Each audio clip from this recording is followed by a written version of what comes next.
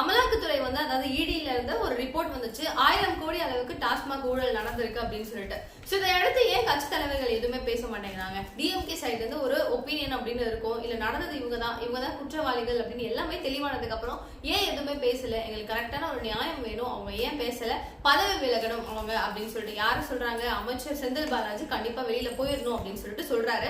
And முக்கியமா BJP தலைவரான நம்ம அண்ணாமலை வந்து ஒரு பெரிய எஃபோர்ட் எடுத்து இதுக்கு நாங்க வந்து ஒரு போராட்டம் ஒரு பெரிய ப்ரொடெஸ்ட் பண்ண போறோம், இது வேற லெவல்ல இருக்க போகுது அப்படின்னு சொல்லிட்டு ஒரு டேட்டோட வந்து சொல்லியிருந்தாரு. இது வந்து போலீஸ்ல ஆல்ரெடி வந்து கம்ப்ளைண்ட்ஸ் அண்ட் வந்து பெர்மிஷன்ஸ் என்னெல்லாம் முடியுமோ கிட்டத்தட்ட 7 அளவுக்கு வந்து லெட்டர்ஸ் எதுவும் கொடுத்துருக்கிறதாவும் சொல்லப்படுது. ஸோ இது எல்லாத்தையுமே ஒரு பெர்மிஷனா வாங்கி நாங்க இதெல்லாம் பண்றோங்க, இப்பெல்லாம் நடத்த போறோம், இவ்வளவு பேர் இருப்போம், இதெல்லாம் வந்து வேற ஒன்றும் இல்லை, இங்க இருந்து ஸ்ட்ரெயிட்டா அந்த பிளேஸ்க்கு போறோம், அங்க இருந்து வந்து நாங்க திரும்பவும் ஒரு டாஸ்மாக்கை முற்றுகையிட்டு இதுக்கான ஒரு போராட்டம் பண்ண போறோம், போராட்டத்தினுடைய ஒரு அஜெண்டா இல்ல அப்படின்னு வச்சுக்கலாமா? சோ அவர் என்ன சொல்றாரு? செந்தில் பாலாஜி வந்துட்டு பதவி நீக்கம் பண்ணணும், அவர் தான் ஒரு ஊழல் பண்ணிருக்காரு அப்படின்னும் போது மு.க. ஸ்டாலின் இவங்க 2 பேரும் பதில் சொல்லணும் அப்படிங்கிறாங்க. இதுல வந்து ஒரு பெரிய பண்றது ஓகே அப்படின்னு சொல்லி விட்டு இருந்திருக்கலாம். ஆனா அங்க நடந்ததுதான் ஒரு பெரிய விஷயம். அண்ணாமலை அண்ட் வந்து தமிழிசை சவுந்தரராஜன் அப்படின்னு சொல்லிட்டு முக்கிய புள்ளிகள் உட்பட இருக்கிற எல்லாரையும் ஒரு போராட்டமே நடத்த விடாம தடுத்து கூட்டிட்டு போயிட்டு ஒரு மண்டபத்துல வச்சு அங்க அவங்களுக்கு எல்லாத்தையுமே பண்ணி எல்லா பணிவிடைகளையும் செய்து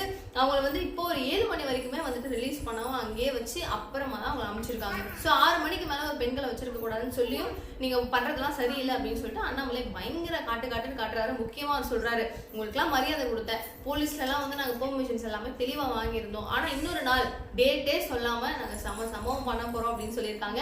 ஸோ போராட்டம் திரும்பவும் நீடிக்கும் அப்படின்றத மாற்றுக்கிறது கிடையாது. அண்ட் இந்த விஷயம் பார்த்து நீங்க என்ன நினைக்கிறீங்க? டிஎம்கே சைட்ல இருந்து அவங்க விட்டுருந்தா நல்லா இருக்கும் அப்படின்னு நினைக்கிறீங்களா, இல்ல அவங்க பண்ணதுதான் சரின்னு நினைக்கிறீங்களா?